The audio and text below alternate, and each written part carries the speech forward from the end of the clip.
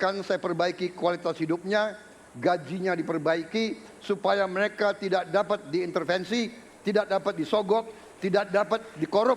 Itu komitmen saya kepada rakyat Indonesia. Terima kasih. Masih ada waktunya Bapak, silakan menambahkan. Cukup. Cukup? Ya. Baik. Baik, selanjutnya kami persilakan kepada calon presiden nomor urut 3 untuk memberikan tanggapan kepada jawaban calon presiden nomor urut 2. Waktunya 1 menit dari sekarang. Terima kasih, komitmennya Pak Prabowo luar biasa.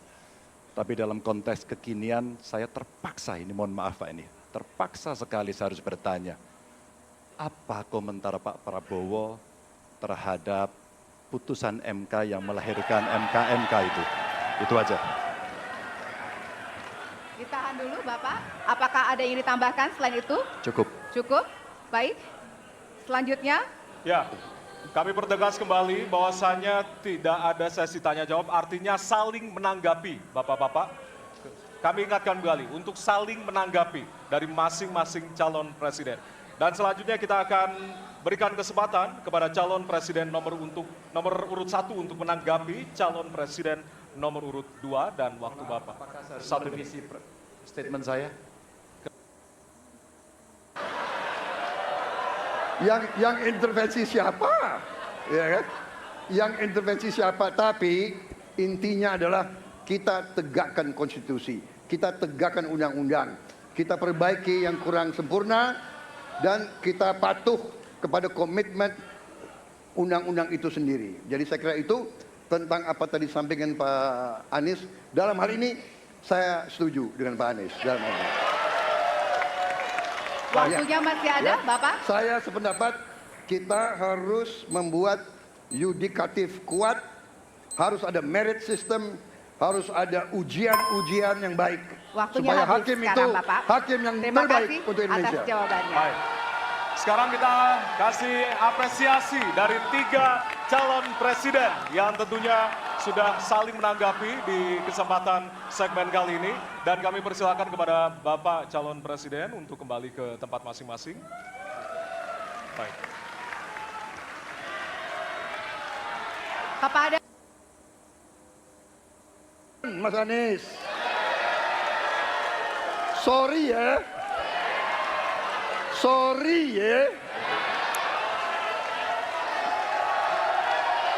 para penang, Mas para Anies, pendukung, Mas Anies, saya tidak punya apa-apa.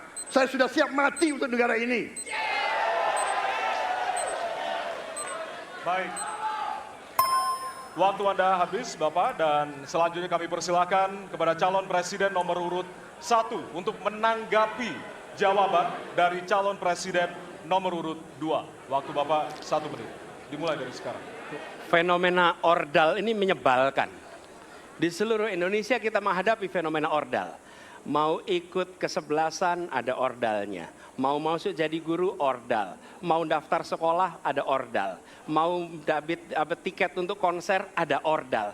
Ada ordal di mana-mana yang membuat meritokratik nggak berjalan.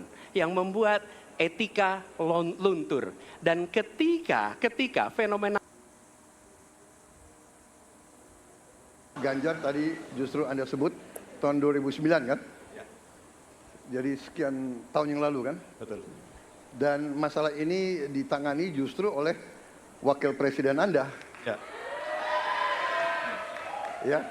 Jadi apalagi mau ditanya kepada saya? Saya sudah menjawab berkali-kali, ada rekam digitalnya. Saya sudah jawab berkali-kali. Tiap 5 tahun kalau polling saya naik, ditanya lagi soal itu.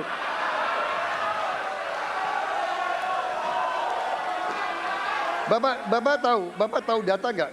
Bapak tanya ke Kapolda, tahun ini berapa orang hilang di DKI?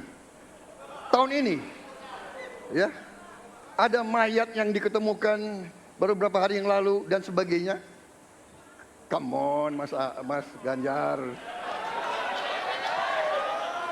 Ya, jadi saya tadi katakan, saya merasa bahwa saya yang sangat keras membela hak asasi manusia. Nyatanya orang-orang yang dulu ditahan, tapol, yang katanya saya culik, sekarang ada di pihak saya membela saya, saudara sekalian.